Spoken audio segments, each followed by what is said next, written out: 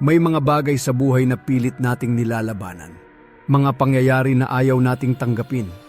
Mga katotohanang gusto nating baguhin kahit hindi na talaga kaya. Pero ayon sa psychology, habang mas lumalaban ka sa realidad, mas lalo kang napapagod. Ang totoo, hindi lahat ng bagay ay kailangan mong kontrolin. Minsan, ang tunay na lakas ng isang tao ay hindi sa pagpipilit, kundi sa pagtanggap. Kapag natutunan mong tanggapin ang mga bagay na hindi mo mababago, ang nakaraan, ang mga pagkakamali, at kahit ang ugali ng ibang tao, doon nagsisimula ang isang kakaibang uri ng kalayaan. Isang kalayaang hindi mo makukuha sa pagpilit, kundi sa pagbitaw. At sa video na ito, pag-uusapan natin kung bakit ayon sa psychology, ang acceptance ay isa sa pinakamakapangyarihang mindset na pwedeng magbago sa paraan ng pagtingin mo sa buhay. Bago tayo magsimula, kung gusto mo ng mga ganitong topic tungkol sa human psychology, emotions at behavior, huwag mong kalimutang mag-subscribe dito sa ating channel para lagi kang updated sa mga bagong kaalamang ibabahagi ko. 1. Kapag natutunan mong tanggapin ang lahat, dito nagsisimula ang tunay na kapayapaan. May isang bagay na bihirang sabihin sa atin habang lumalaki tayo. Tinuruan tayo kung paano lumaban, kung paano magsikap, kung paano baguhin ang mga bagay na ayaw natin. Pero halos walang nagturo sa atin kung kailan tayo dapat tumigil sa pakikipaglaban. Ayon sa psychology, karamihan sa pagod na nararamdaman ng tao ay hindi dahil sa dami ng problema, kundi dahil sa patuloy niyang paglaban sa mga bagay na hindi na niya kayang kontrolin. Kapag may nangyaring hindi natin gusto, natural lang natanggihan ito ng isip natin. Iniisip natin na sana iba ang nangyari. Sana may nagawa pa tayo. Sana may paraan para mabago ang sitwasyon. Pero habang mas pinipilit nating labanan ang realidad, mas lalo tayong nauubos. Ang isip ng tao ay parang tubig. Kapag pilit mong hinaharangan ang agos nito, nagkakaroon ng pressure. Pero kapag hinayaan mong dumaloy, unti-unti itong nagiging kalmado. Ganito rin ang acceptance. Ang pagtanggap ay hindi ibig sabihin na sumuko ka na sa buhay. Hindi rin ibig sabihin na wala ka ng pakialam. Ang tunay na acceptance ay ang pag-amin sa sarili na may mga bagay na wala na sa kontrol mo. Hindi mo kontrolado ang iniisip ng ibang tao tungkol sa iyo. Hindi mo mababago ang mga nangyari sa nakaraan. At hindi mo rin mapipilit ang ibang tao na tratuhin ka sa paraan na gusto mo. Kapag patuloy mong nilalabanan ang mga bagay na ito, para kang nakikipaglaban sa hangin. Pagod na pagod ka pero walang nagbabago. Pero kapag natutunan mong tanggapin ang realidad, may kakaibang nangyayari sa loob mo. Unti-unting nawawala ang bigat. Hindi dahil nawala ang problema, kundi dahil tumigil ka na sa pakikipaglaban sa mga bagay na hindi mo kayang baguhin. Ayon sa psychology, ang acceptance ay isa sa pinakamahalagang bahagi ng emotional maturity. Ang emotionally mature na tao ay hindi nag-aaksaya ng energy sa mga bagay na wala siyang kontrol. Sa halip, inilalagay niya ang kanyang lakas sa mga bagay na kaya niyang baguhin, ang kanyang desisyon, ang kanyang reaksyon, at ang paraan ng pagtingin niya sa buhay. Kapag tinanggap mo ang katotohanan, hindi ibig sabihin na nagiging mahina ka. Sa totoo lang, doon nagsisimula ang tunay na lakas. Dahil kapag tumigil ka sa pakikipaglaban sa realidad, nagkakaroon ka ng mas malinaw na isip. Mas nakikita mo kung ano talaga ang mahalaga. Mas nagiging payapa ang iyong damdamin. At mas nagiging malaya ka sa mga bagay na dati ay nagpapabigat sa iyo. Ang kapayapaan ng isip ay hindi nanggagaling sa pagkontrol sa lahat ng bagay. Nanggagaling ito sa kakayahang tanggapin na hindi mo kailangang kontrolin ang lahat. Minsan, ang pinakamatapang na desisyon na magagawa mo ay ang sabihin sa sarili mo, ganito talaga ang nangyari. At ayos lang iyon. Kapag dumating ka sa puntong kaya mo nang tanggapin ang mga bagay na hindi mo mababago, doon mo mararamdaman ang isang tahimik na uri ng kapayapaan. Isang kapayapaan na hindi kayang ibigay ng tagumpay, pera o opinyon ng ibang tao. Kapayapaang nanggagaling sa simpleng katotohanan na hindi mo na kailangang labanan ang buhay dahil natutunan mo na itong tanggapin. 2. Ang sikreto ng acceptance. Bakit mas gumagaan ang buhay kapag tumigil ka sa paglaban? May isang tanong na bihirang itanong ng mga tao sa sarili nila. Paano kung ang dahilan kung bakit mabigat ang buhay mo ay hindi dahil sa dami ng problema, kundi dahil sa dami ng bagay na pilit mong nilalabanan? Ayon sa psychology, natural sa tao ang tumanggi sa mga bagay na hindi niya gusto. Kapag may nangyaring masakit, ayaw natin itong tanggapin. Kapag may taong hindi umayon sa inaasahan natin, pilit natin itong iniintindi o binabago. Iniisip natin na kapag mas nag-effort tayo, kapag mas pinilit natin, baka sakaling magbago ang sitwasyon. Pero minsan, doon nagsisimula ang tunay na pagod. Ang isip ng tao ay parang isang lubid sa isang tug of war. Habang mas hinihila mo ang isang bagay na ayaw mong mangyari, mas lalo kang napapagod. At ang nakakatawa, kahit anong lakas ng hila mo, hindi pa rin nagbabago ang realidad. Ganito ang nangyayari kapag hindi natin kayang tanggapin ang mga bagay na wala na sa ating kontrol. Patuloy nating iniisip ang mga nakaraan. Patuloy nating inaasahan na magbabago ang ibang tao. Patuloy nating kinokontra ang mga sitwasyong hindi na natin mababago. Habang ginagawa natin ito, unti-unting nauubos ang ating emotional energy. Pero ayon sa psychology, may isang simpleng prinsipyo na kayang magpagaan ng buhay ng tao. At ito ay ang acceptance. Ang acceptance ay hindi ibig sabihin na gusto mo ang nangyari. Hindi rin ibig sabihin na tama ang ginawa ng ibang tao. Ang ibig sabihin lang nito ay kinikilala mo ang realidad. Inaamin mo sa sarili mo na ito ang nangyari. Ito ang sitwasyon. At ito ang mga bagay na wala na sa iyong kontrol. Kapag ginawa mo ito, may kakaibang pagbabago na nangyayari sa isip mo. Unti-unting nawawala ang panloob na laban. Hindi mo na kailangang ipilit na baguhin ang mga bagay na hindi mo mababago. Hindi mo na kailangang ma-stress sa pag-iisip kung bakit nangyari ang isang bagay. Sa halip, nagsisimula kang tumuon sa kung ano ang kaya mong gawin ngayon. Ito ang sikretong hindi agad napapansin ng maraming tao. Kapag tumigil ka sa pakikipaglaban sa realidad, gumagaan ang buhay. Hindi dahil nawala ang problema, kundi dahil tumigil ka na sa pagdadagdag ng panibagong bigat sa sarili mo. Ang totoo, maraming tao ang hindi pagod sa buhay. Pagod sila sa patuloy nilang paglaban sa mga bagay na hindi na mababago. Ang nakaraan, ang desisyon ng ibang tao, ang mga sitwasyong tapos na. Kapag natutunan mong tanggapin ang mga ito, para kang nagbaba ng mabigat na dala sa balikat mo. Biglang nagiging mas malinaw ang isip mo, mas nagiging simple ang mga bagay, at mas nagiging magaan ang bawat araw. Ito ang tunay na kapangyarihan ng acceptance. Hindi nito binabago ang nangyari sa buhay mo, pero binabago nito kung paano mo dinadala ang mga nangyari. At minsan, iyon lang ang kailangan para maramdaman mo ang isang bagay na matagal mo nang hinahanap, kapayapaan sa loob ng sarili mo.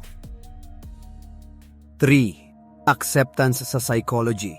Bakit mas lumalakas ang tao kapag marunong siyang tanggapin ang katotohanan? May isang maling paniniwala na matagal nang umiikot sa isip ng maraming tao. Iniisip ng karamihan na ang pagtanggap ay tanda ng kahinaan. Na kapag tinanggap mo ang isang bagay, ibig sabihin ay sumuko ka na. Pero ayon sa psychology, kabaliktaran ang totoo. Ang pagtanggap ng katotohanan ay isa sa pinakamalakas na kakayahan na pwedeng matutunan ng isang tao.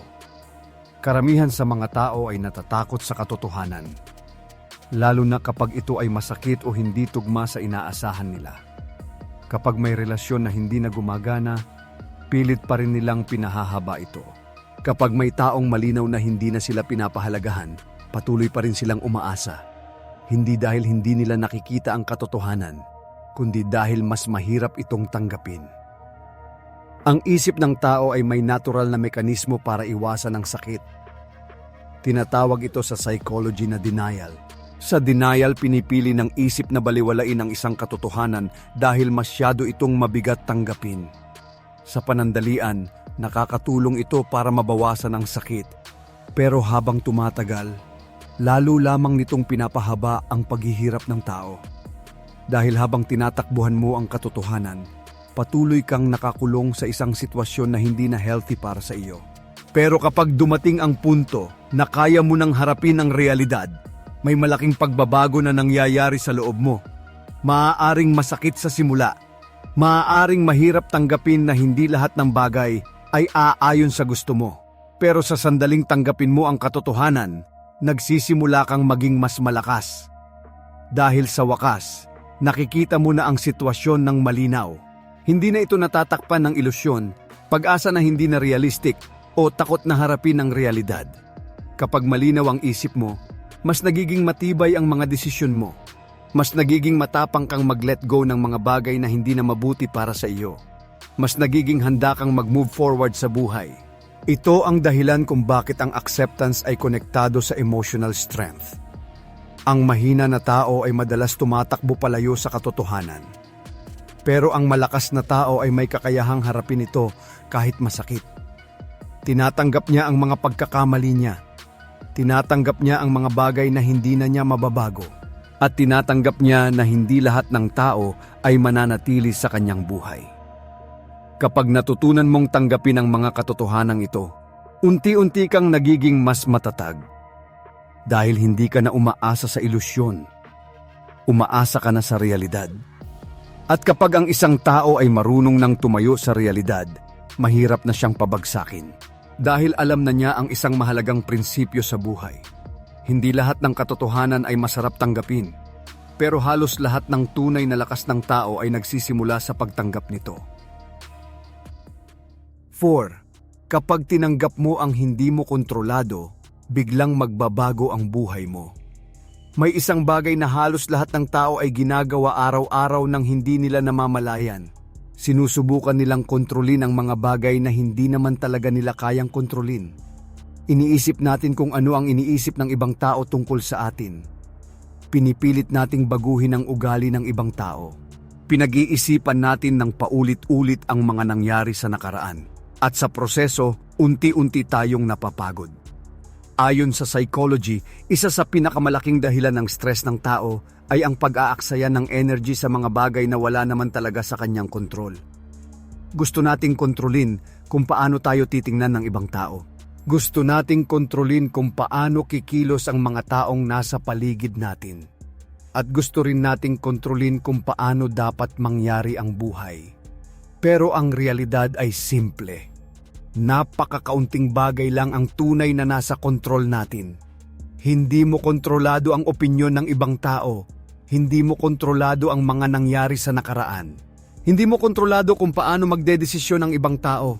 At kapag patuloy mong sinusubukang kontrolin ang mga bagay na ito, para kang kumakapit sa hangin. Pagod na pagod ka pero wala ka talagang nahahawakan. Pero may isang mahalagang konsepto sa psychology na kayang magbago ng pananaw ng tao sa buhay. Ito ay ang pagkilala sa dalawang uri ng bagay. Ang mga bagay na kaya mong kontrolin at ang mga bagay na hindi mo kayang kontrolin. Kapag natutunan mong paghiwalayin ang dalawang ito, nagiging mas simple ang buhay. Dahil tumitigil ka na sa pag-aaksaya ng lakas sa mga bagay na wala namang resulta. Sa halip, inilalagay mo ang energy mo sa mga bagay na tunay mong kayang baguhin.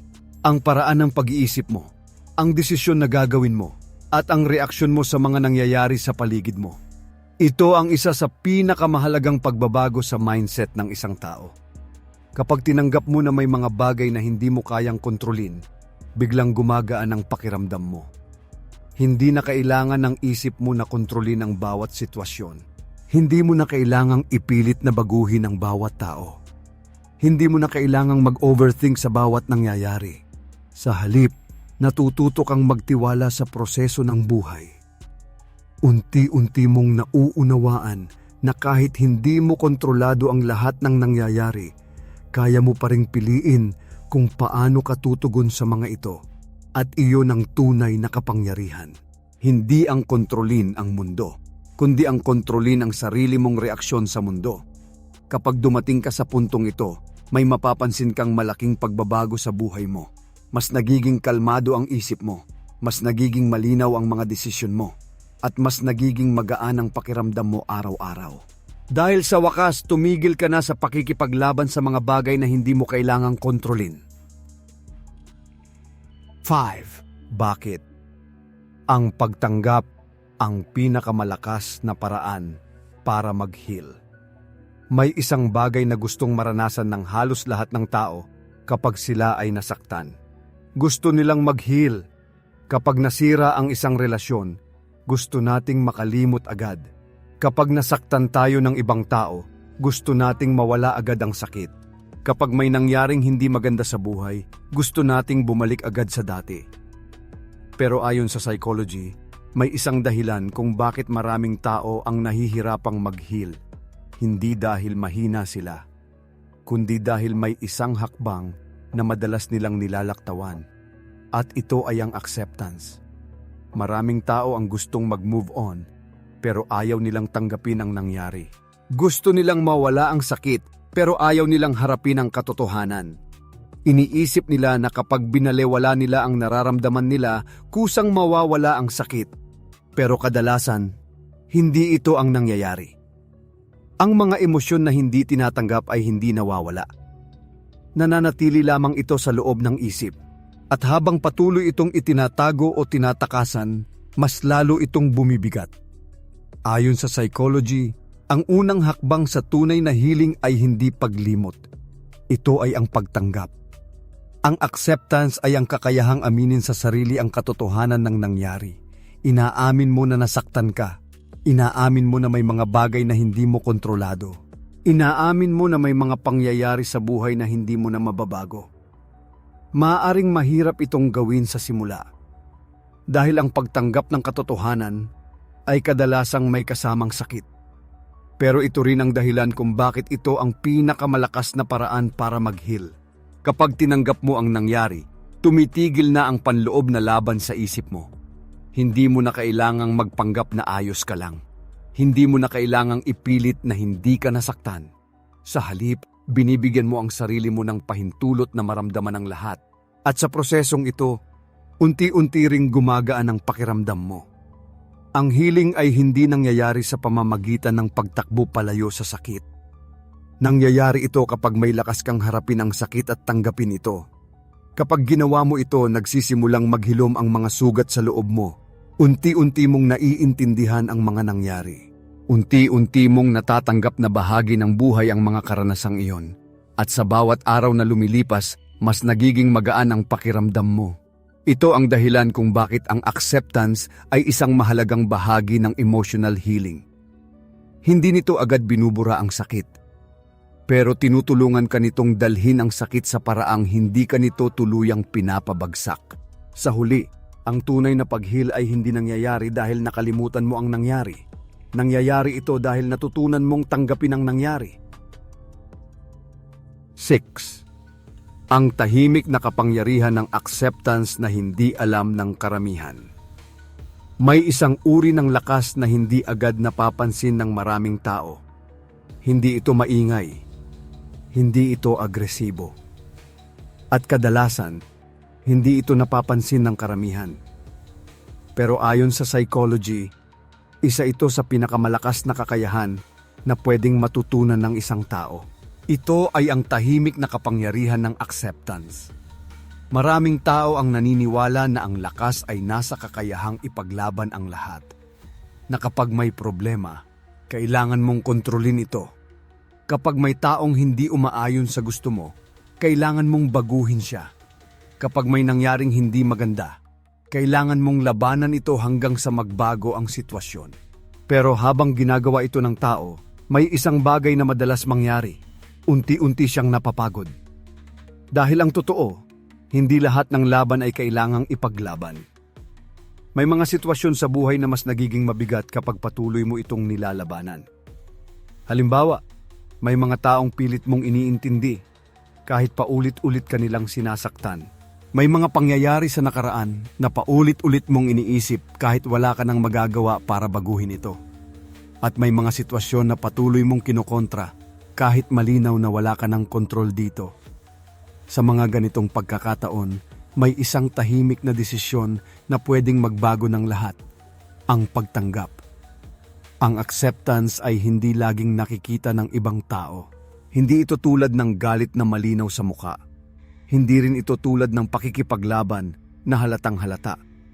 Ito ay isang tahimik na proseso sa loob ng isip. Isang desisyon na nagsasabing handa ka nang tanggapin ang realidad kahit hindi ito ang gusto mo.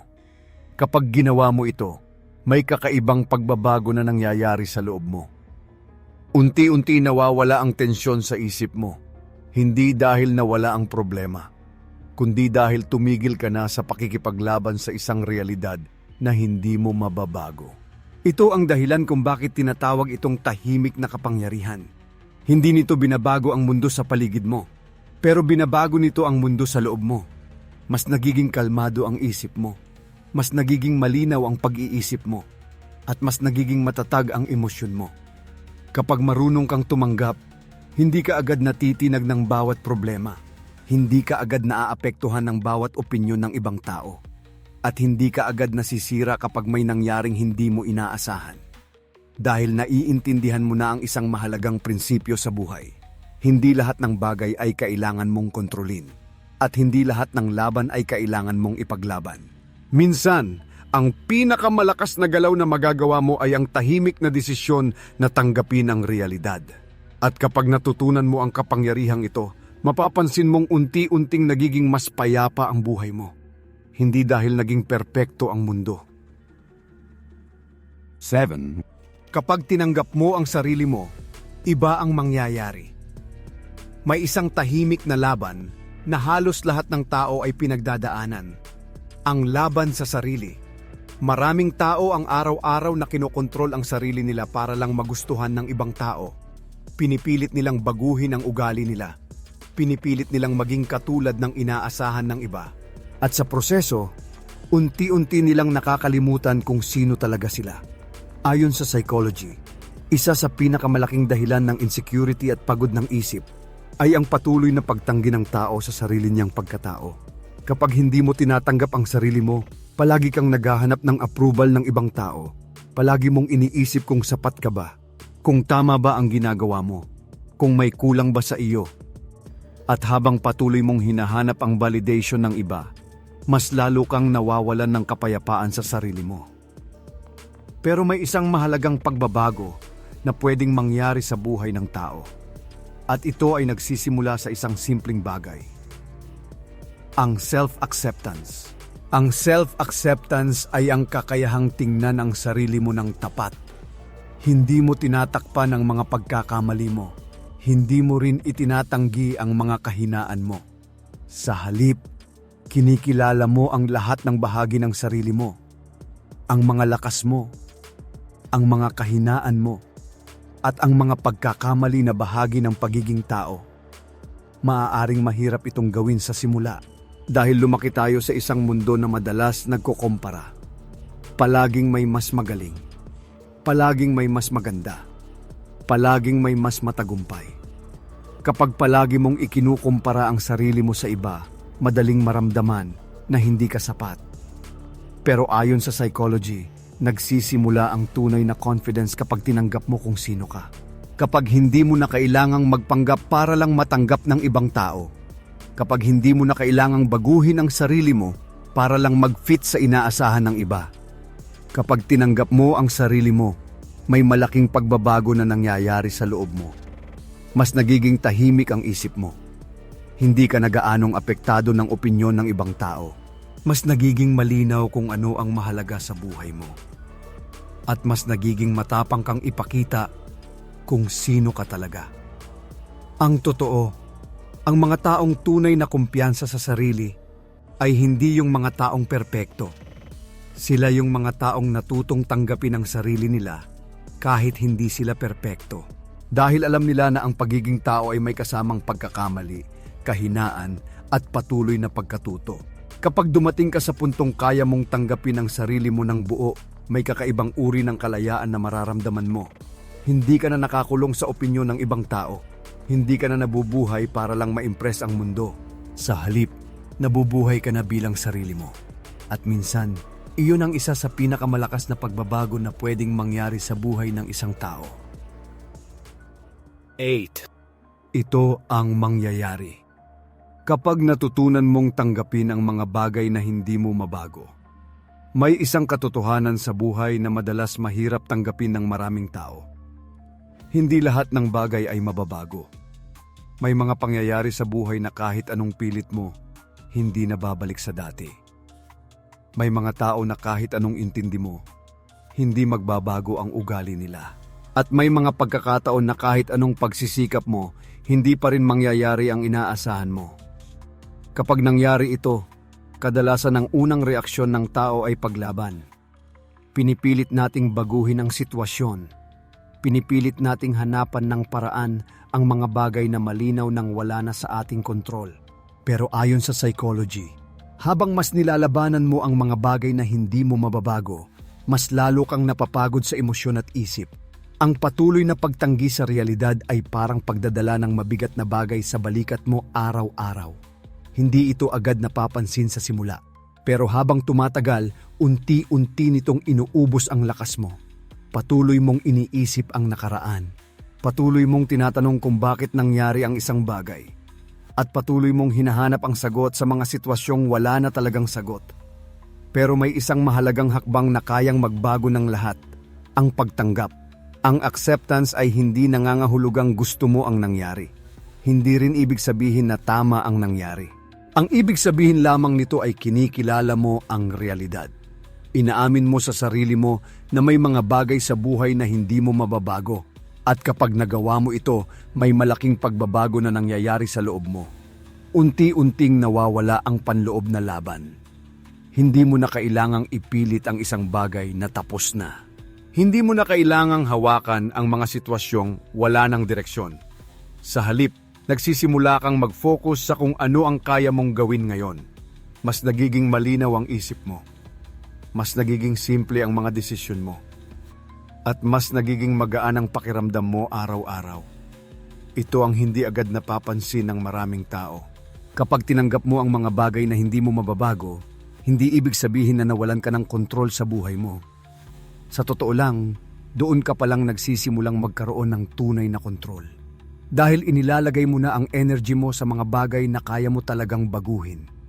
Ang mga desisyon mo, ang mga susunod mong hakbang, at ang direksyon ng buhay mo mula sa puntong ito. Kapag natutunan mong tanggapin ang mga bagay na hindi mo mababago, may kakaibang kapayapaan na dumarating sa buhay mo. Hindi dahil naging perpekto ang lahat, kundi dahil tumigil ka na sa pakikipaglaban sa mga bagay na matagal nang tapos. 9. Bakit mas masaya ang mga taong marunong magbitaw? May isang bagay na mahirap gawin para sa maraming tao. Ang magbitaw. Kadalasan tinuturuan tayo na kumapit sa mga bagay na mahalaga sa atin. Kumapit sa mga pangarap. Kumapit sa mga relasyon. Kumapit sa mga pagkakataon.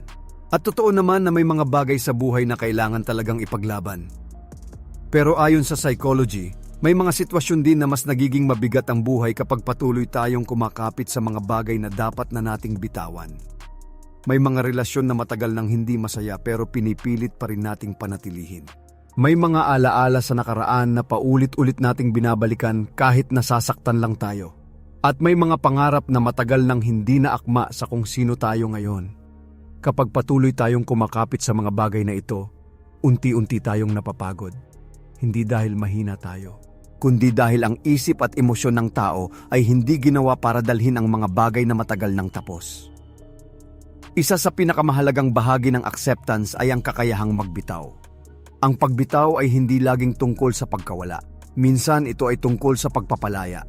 Pinapalaya mo ang sarili mo mula sa mga bagay na patuloy na nagpapabigat sa isip at damdamin mo.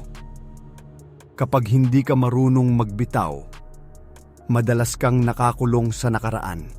Patuloy mong iniisip kung ano sana ang nangyari kung iba ang naging desisyon mo. Patuloy mong inaasahan na babalik ang mga bagay sa dati. Pero habang ginagawa mo ito, nawawala ang pagkakataon mong maranasan ang bagong bahagi ng buhay. Ayon sa psychology, ang mga taong marunong magbitaw ay kadalasang mas may kapayapaan sa isip. Hindi dahil wala silang pinagdadaanan, kundi dahil hindi sila kumakapit sa mga bagay na hindi na para sa kanila. Tinanggap nila na may mga bagay na may hangganan. May mga relasyon na matatapos, may mga pagkakataon na lilipas, at may mga yugto ng buhay na hindi na babalik. Kapag tinanggap mo ang mga katotohanang ito, nagiging mas magaan ang buhay. Hindi mo na kailangang dalhin ang lahat ng bagay habang buhay. Hindi mo na kailangang pilitin ang mga bagay na malinaw ng tapos. Sa halip, nagkakaroon ka ng espasyo para sa mga bagong karanasan, para sa mga bagong tao, at para sa mga bagong pagkakataon na darating sa buhay mo. Ito ang dahilan kung bakit ang pagbitaw ay hindi tanda ng pagkatalo. Ito ay tanda ng karunungan. Karunungan na alam kung kailan dapat kumapit at kung kailan dapat mag-let go. Kapag natutunan mong magbitaw sa mga bagay na hindi na para sa iyo, may kakaibang uri ng kalayaan na mararamdaman mo. Isang kalayaan na hindi nanggagaling sa pagkakaroon ng lahat. 10. Kapag natutunan mong tanggapin ang lahat, mawawala ang karamihan sa problema mo. May isang simpleng katotohanan tungkol sa buhay na madalas hindi agad napapansin ng maraming tao. Hindi lahat ng problema ay nanggagaling sa mga nangyayari sa paligid natin. Maraming problema ang nanggagaling sa paraan ng pagtanggi natin sa mga nangyayari. Kapag may nangyaring hindi natin gusto, agad natin itong kinokontra sa isip. Iniisip natin na hindi ito dapat nangyari. Iniisip natin na sana may nagawa pa tayo para maiwasan ito. Pero ayon sa psychology, ang patuloy na pagtanggi sa realidad ay isa sa pinakamalaking dahilan kung bakit mas nagiging mabigat ang buhay ng tao. Kapag ayaw mong tanggapin ang isang sitwasyon, patuloy itong umiikot sa isip mo. Paulit-ulit mong iniisip kung bakit ito nangyari. Paulit-ulit mong sinusubukang hanapan ng ibang posibilidad ang nakaraan. At habang ginagawa mo ito, lalo lamang lumalaki ang problema sa isip mo. Ang nakakapagtaka, may isang simpleng pagbabago sa pag-iisip na kayang bawasan ang maraming problema sa buhay. Ito ay ang acceptance. Ang acceptance ay hindi nangangahulugan na gusto mo ang lahat ng nangyayari. Hindi rin ibig sabihin na tama ang lahat ng nangyayari sa buhay mo. Ang ibig sabihin lamang nito ay kinikilala mo ang realidad. Inaamin mo na ito ang sitwasyon ngayon. Kapag ginawa mo ito, may malaking pagbabago na nangyayari sa loob mo. Unti-unti nawawala ang panloob na laban sa isip mo. Hindi mo na kailangang ipaglaban ang mga bagay na tapos na. Hindi mo na kailangang kontrahin ang mga pangyayaring wala ka ng kontrol. Sa halip, nagsisimula kang mag-focus sa kung ano ang kaya mong gawin mula sa puntong ito. Ayon sa psychology, maraming tao ang nadadagdagan ang problema hindi dahil sa sitwasyon, kundi dahil sa paraan ng pagharap nila dito. Kapag tumatanggi ka sa realidad, nagdadagdag ka ng stress, galit, at frustration sa sarili mo. Pero kapag tinanggap mo ang nangyayari, unti-unting nagiging malinaw ang isip mo. Mas nagiging simple ang mga desisyon mo. Mas nagiging kalmado ang emosyon mo. At mas nagiging magaan ang pakiramdam mo araw-araw. Hindi dahil nawala ang lahat ng problema, kundi dahil tumigil ka na sa pakikipaglaban sa mga problemang hindi mo naman kayang baguhin. Ito ang dahilan kung bakit ang acceptance ay isang makapangyarihang mindset. Hindi nito binubura ang lahat ng problema sa buhay, pero binabawasan nito ang bigat na dala mo habang hinaharap ang mga ito. At minsan, iyon lang ang kailangan para maramdaman mo ang isang bagay na matagal mo nang hinahanap: kapayapaan ng isip. Sa huli, may isang bagay na gustong ipaalala sa atin ng psychology tungkol sa acceptance. Hindi mo kailangang kontrolin ang lahat para maging payapa ang buhay mo. Hindi mo kailangang baguhin ang bawat sitwasyon para maging masaya. At hindi mo kailangang ipaglaban ang bawat laban na dumarating sa buhay mo. Minsan, ang tunay na lakas ay makikita sa kakayahan mong tanggapin ang realidad. Ang tanggapin ang mga bagay na hindi mo mababago. Ang bitawan ang mga bagay na matagal nang tapos. At ang piliing magpatuloy sa buhay ng may mas malinaw at mas magaan na isip.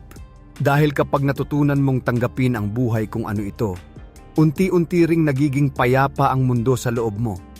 At tandaan mo ito, ang acceptance ay hindi tanda ng kahinaan. Ito ay tanda na handa ka nang mag-move forward ng mas matibay, mas matalino at mas malaya.